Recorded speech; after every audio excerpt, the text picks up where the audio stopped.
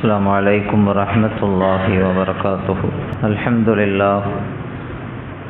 لله رب العالمين والعاقبة للمتقين والصلاة والسلام على سيدنا محمد أشرف الأنبياء والمرسلين وعلى آله وصحبه أجمعين. அன்பிற்குரிய அல்லாஹுவின் நல்லடியார்களே, ரமலானுடைய பிந்திய பகுதியில் 28வது தராவீகை நாம் தொழுது முடித்திருக்கிறோம்.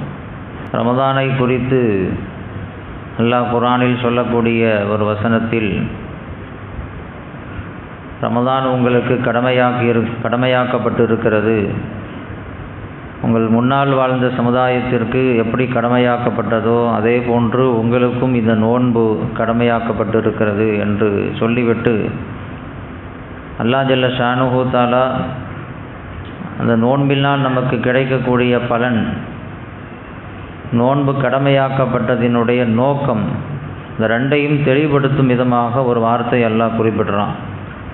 லஅல்லக்கும் தத்தகூன், நோன்பு கடமையாக்கப்பட்டிருக்குது எதுக்கு அப்படின்னு சொன்னால், நீங்கள் தக்வா உடையவர்களாக மாற வேண்டும் என்பதற்காக, இறையச்சம் உள்ளவர்களாக நீங்கள் ஆகணும் அப்படிங்கிறதுக்காகத்தான் இந்த நோன்பு உங்களுக்கு கடமையாக்கப்பட்டிருப்பதாக அல்லாஹ் சொல்லுகிறான். தக்வா என்பது, இறையச்சம் என்பது ஒரு முஸ்லிமினுடைய வாழ்க்கையில் மிக அவசியமாக இருக்க வேண்டிய ஒரு பண்பு.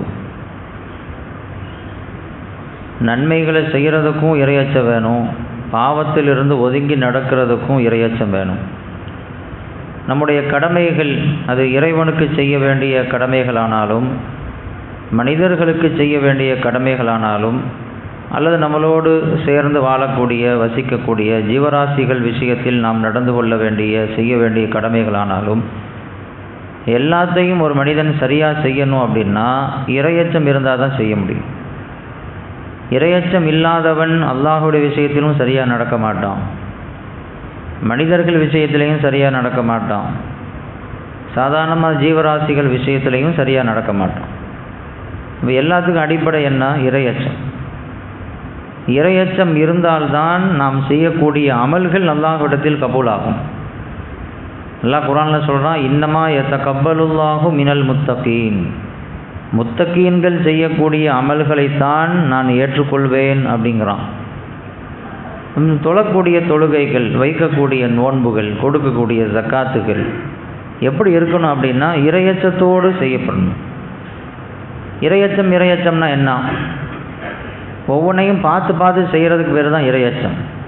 உமர் இப்னு கத்தாப் ரலியல்லாஹு தஆலா அன்ஹு உபய் இப்னு கஅப் ரலியல்லாஹு தஆலா அன்ஹு அவங்கள்ட்ட கேட்டாங்க, இறையச்சம் சொல்லி அல்லாஹ் சொல்கிறானே தக்குவா அப்படின்ட்டு, அதுக்கு என்ன அர்த்தம்? தக்குவானா என்ன அப்படின்னு கேட்டாங்க. அல்லாஹ்வை பயப்படுறதுனா என்ன? உபய் இப்னு கஅப் ரலியல்லாஹு தஆலா அன்ஹு ஒரு உதாரணத்தை சொல்லி விளக்குனாங்க. நீங்கள் முற்கள் நிறைந்த பகுதியில் நடந்து போயிருக்கீங்களா? கீழே முள் பீங்கான் அது இதுன்னு கிடக்குது, அங்கே நடந்து போயிருக்கீங்களான்னு கேட்டாங்க. நான் நடந்து போயிருக்கிறேன். அந்த மாதிரி பகுதியில் நடக்கும் பொழுது நீங்கள் எப்படி நடப்பீங்க? உமர் இப்னு கத்தாப் ரலியல்லாஹு தஆலான்னு சொன்னாங்களாம், ரொம்ப கவனமாக நடப்பேன், பார்த்து நடப்பேன். நான் கீழே முள் கிடக்குது, காலை பதம் பார்க்கக்கூடிய பொருள் கிடக்குது அப்படின்னு சொன்னால் நான் பார்த்து ஸ்டெப் எடுத்து வைப்பேன். முள்ளெலாம் இருக்குது அப்படின்னு சொன்னால் என்னுடைய கீழாடைகளை குத்தி இழுத்துரும் அப்படிங்கிறதுக்காக நான் ரொம்ப கவனமாக துணியை பிடிச்சிட்டு கவனமாக நடப்பேன். இதுக்கு பேர் தான் இறையச்சம் அப்படின்னாங்களாம். இறையச்சத்துக்கு பொருள் இதுதான்.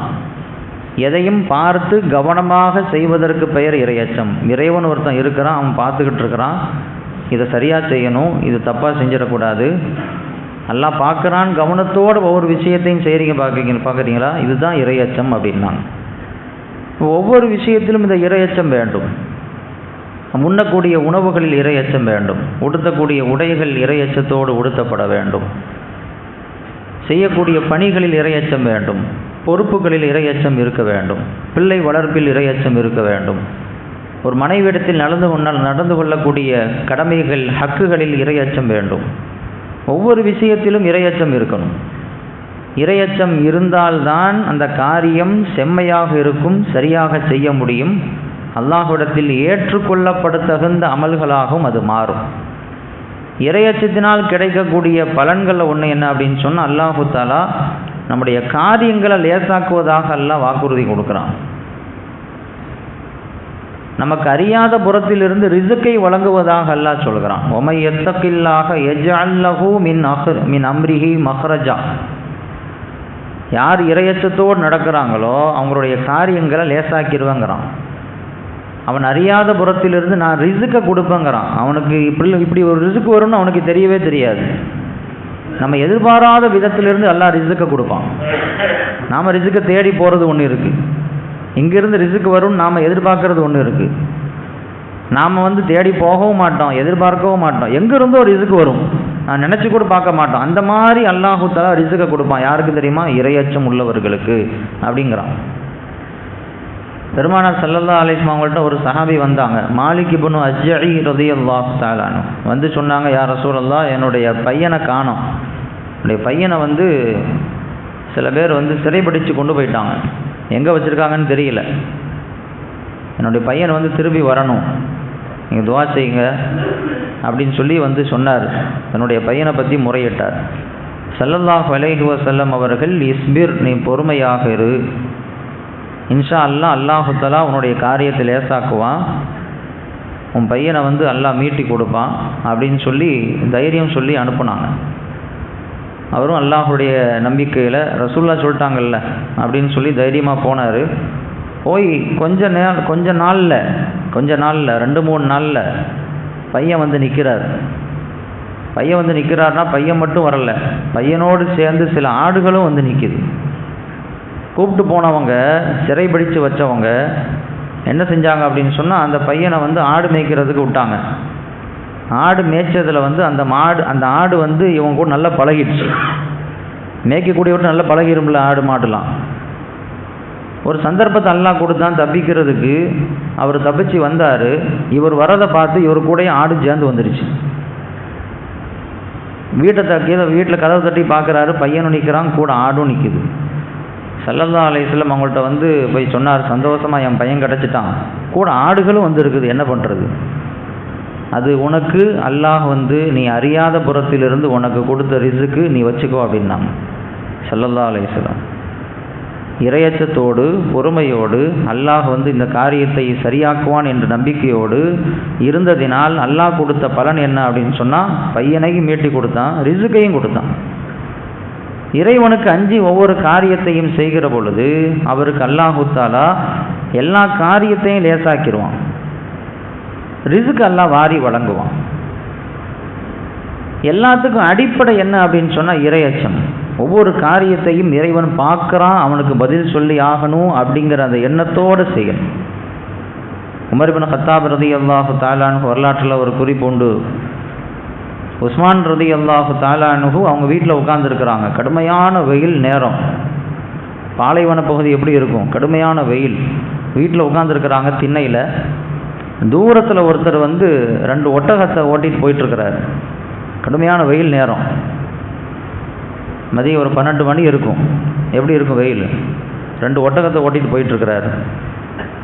பக்கத்தில் இருந்தவர்கிட்ட சொன்னாங்க, உஸ்மான் ரலியல்லாஹு தஆலா, யாரோ வெயிலில் போயிட்டுருக்குறாங்க, அவரை கூப்பிட்டுவாங்க, கொஞ்சம் உட்கார வச்சு தண்ணி கண்ணி கொடுத்து அனுப்பலாம் அப்படின்னு சொல்லி கூப்பிட விட்டாங்க. போய் கூப்பிட்டு வந்தாங்க. கிட்ட வரும்போது தான் தெரியுது வந்தது யார் அப்படின்னு சொன்னால் உமர் இப்னு கத்தாப் ரலியல்லாஹு தஆலா அன்ஹு. அவங்க தான் ஒட்டகத்தை ஓட்டிகிட்டு போயிட்டுருக்குறாங்க. உமர் யார் அந்த நேரத்தில்? ஜனாதிபதி ஒட்டகத்தை கையில் பிடிச்சிட்டு போயிட்டுருக்கிறார். இது இன்றைக்குள்ள காலகட்டத்தில் நடக்குமா? மோடி 2 மாடை பிடிச்சிட்டு போவாரா? அது நடக்குமா? அது சாத்தியமா? ஒரு மோடி 2 மாட்டை பிடிச்சிட்டு போனால் எப்படி இருக்குமோ அதே மாதிரியான காட்சி தான் அது. ஏன்னா அதை விட உயர்ந்த போஸ்ட்டு ஜனாதிபதி அப்படிங்கிறது. ஒட்டகத்தை பிடிச்சிட்டு போயிட்டுருக்குறாங்க. கூப்பிட்டு உட்கார வச்சு பார்த்தா ஆச்சரியம். கூப்பிட்டு உட்கார வச்சு எங்கே போயிட்டுருக்குறீங்க, எங்கேருந்து வர்றீங்க அப்படின்னு கேட்கும் பொழுது உமர் ரலியல்லாஹு தஆலா அன்ஹு சொன்னாங்களாம், சதக்காவிற்காக வந்த ஒட்டகங்களில் 2 ஒட்டகம் காணாமல் போச்சு, நான் போய் தேடி கண்டுபிடிச்சி கூப்பிட்டுட்டு வர்றேன் அப்படின்னு சொன்னாங்களாம். உஸ்மான் ரலியல்லாஹு தஆலா அன்ஹு கேட்டாங்களாம், 2 ஒட்டகம் காணாமல் போச்சுன்னா யாரையாவது விட்டு தேட அனுப்ப வேண்டியதானே, நீங்கள் போய் தேடி கொண்டு வரணும்னு அவசியமா? நீங்கள் உயர்ந்த பதவியில் இருக்கீங்க, உயர்ந்த பொறுப்பில் இருக்கிறீங்க, உங்களுக்கு கீழே நீங்கள் சொன்னால் தலையசைச்சு கேட்குறதுக்கு செய்கிறதுக்கு 1000 பேர் இருக்கிறாங்க. நான் சொன்னால் நான் கூட செஞ்சுருப்பேன் என்கிட்ட சொன்னால். நீங்கள் போய் அந்த காரியத்தை செய்யணும்னு என்ன அவசியம் அப்படின்னு கேட்டாங்க. அப்போ தான் உமர் இப்னு கத்தாப் ரலியல்லாஹு தஆலா அன்ஹு சொன்னாங்க, நீங்கள் முதல்ல என்ன சொன்னீங்க? உயர்ந்த பொறுப்பில் இருக்கிறதா சொன்னீங்கல்ல, அந்த பொறுப்பு அல்லாஹ் எனக்கு கொடுத்துருக்குறான்ல. இந்த 2 ஒட்டகம் காணா போனதுக்கு எனக்கு கீழே இருக்கிறவன்ட்டு எல்லாம் கேள்வி கேட்க மாட்டான், என்கிட்ட தான் கேட்பான். 2 ஒட்டகம் காணாமல் போச்சே, நீ என்ன பண்ணிக்கிட்டு இருந்த? சதக்காவிற்காக வந்த பொருள் தானே, ஏழைகளுக்கு போய் சேர வேண்டிய பணமாச்சே. இந்த 2 ஒட்டகத்துக்கு யார் பதில் சொல்கிறது? எங்கிட்ட தான் கேட்பானே தவிர உங்கள்கிட்டையோ அல்லது வேறு மனிதர்கள்ட்டையும் எல்லாம் கேட்க மாட்டான். நான் தான் அதுக்கு ஜவாப்தாரி, நான் தான் அதுக்கு பொறுப்புதாரி. அதனால் நானே போய் தேடிட்டு வந்தேன் அப்படின்னு சொன்னாங்க. சரி, கடுமையான வெயிலாக இருக்குது, கொஞ்ச நேரம் உட்காந்து கொஞ்சம் இலைப்பாரிட்டு தண்ணி குடிச்சிட்டு போங்களேன் அப்படின்னா அது கூட பிடிக்க மாட்டேன்ட்டாங்க. ஏன்னா எனக்கு 1008 வேலைகள் இருக்கிறது. எங்கோ ஒரு இடத்தில் என்னுடைய ஆட்சிக்கு ஆளுமைக்கு கீழே இருக்கக்கூடிய ஒரு யமனில் ஒரு சின்ன ஒரு ஆட்டுக்குட்டி இறந்து போயிட்டான், அதுக்கும் நான் தான் பொறுப்பு.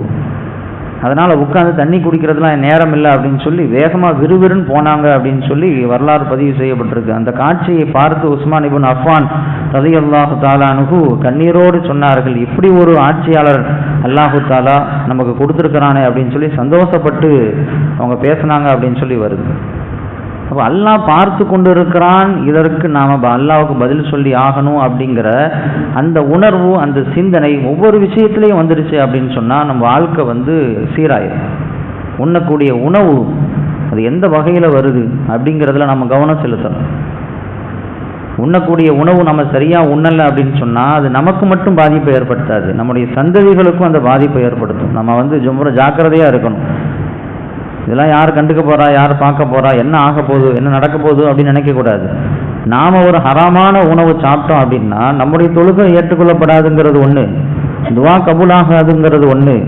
அதனுடைய பாதிப்பு யார் வரைக்கும் போய் சேரும் அப்படின்னா நம்முடைய பிள்ளைகள் சந்ததிகள் வரைக்கும் போய் சேரும்.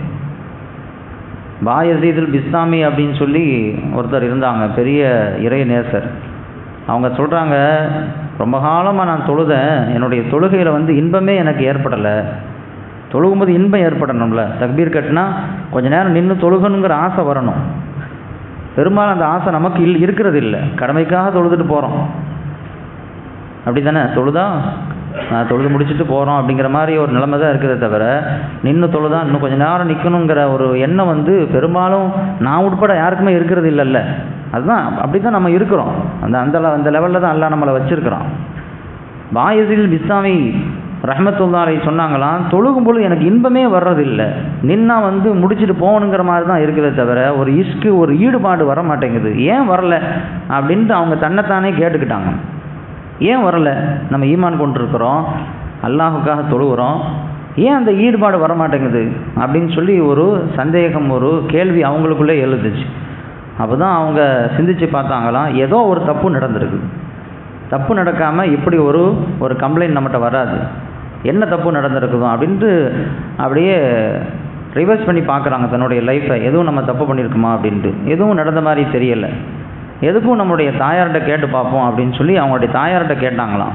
இந்த மாதிரி நான் தொழுகிறேன், நீண்ட காலமாக தொழுகிறேன், எனக்கு இன்பமே வர்றதில்லை, ஈடுபாடே வர்றதில்லை. என்னுடைய உணவு, என்னுடைய உடைமைகள், இதில் ஏதாவது ஒரு கம்ப்ளைண்ட் இருந்தால் தான் இப்படி இருக்கும். எனக்கு தெரிஞ்சு என்னுடைய ஞாபகத்தில் அப்படி நடந்த மாதிரி தெரியலை. நீங்கள் ஏதாவது அப்படி செஞ்சீங்களா? ஏன் அப்படின்னா உங்கள் வயிற்றில் தான் நான் இருந்திருக்கிறேன், உங்கள்கிட்ட தான் பால் குடிச்சிருக்கிறேன். உங்கள் வயிற்றில் இருக்கக்கூடிய காலகட்டத்திலையோ அல்லது உங்கள்கிட்ட பால் குடிக்கக்கூடிய அந்த நேரத்திலையோ அந்த காலகட்டத்திலையோ நீங்கள் ஏதாவது உங்களுக்கு அனுமதி இல்லாத ஏதாவது பொருளை நீங்கள் சாப்பிட்டீங்களா அப்படின்னு கேட்டாங்க. வயசான அம்மா அவங்க ரொம்ப நேரமாக யோசித்து பார்த்துட்டு சொல்லிச்சான், ஆமாம், ஒரு நேரத்தில் அப்படி ஒரு சம்பவம் நடந்துச்சு. ஒரு இடத்துல ஒரு சின்ன ஒரு பாத்திரத்தில் வெண்ணெய் இருந்துச்சு. அந்த வெண்ணெயை பார்த்த உடனே எனக்கு சாப்பிடணும் போல் தோணிடுச்சு. அப்படி கையை விரலை விட்டு எடுத்து வாயில் வச்சுட்டேன். ரொம்பலாம் எடுக்கலை, ஒரு கிளாஸில் எடுத்துலாம் சாப்பிடல, ஒரு விரலை விட்டு எடுத்து சாப்பிட்டுட்டேன். ஆனால் அது யாருடைய வெண்ணன்னு தெரிய, ஒரு பக்கத்து வீட்டுக்காரோட வெண்ணெய் தான், நான் கேட்கலை, அனுமதி கேட்கலை, சாப்பிட்டு முடிச்சிட்டேன்.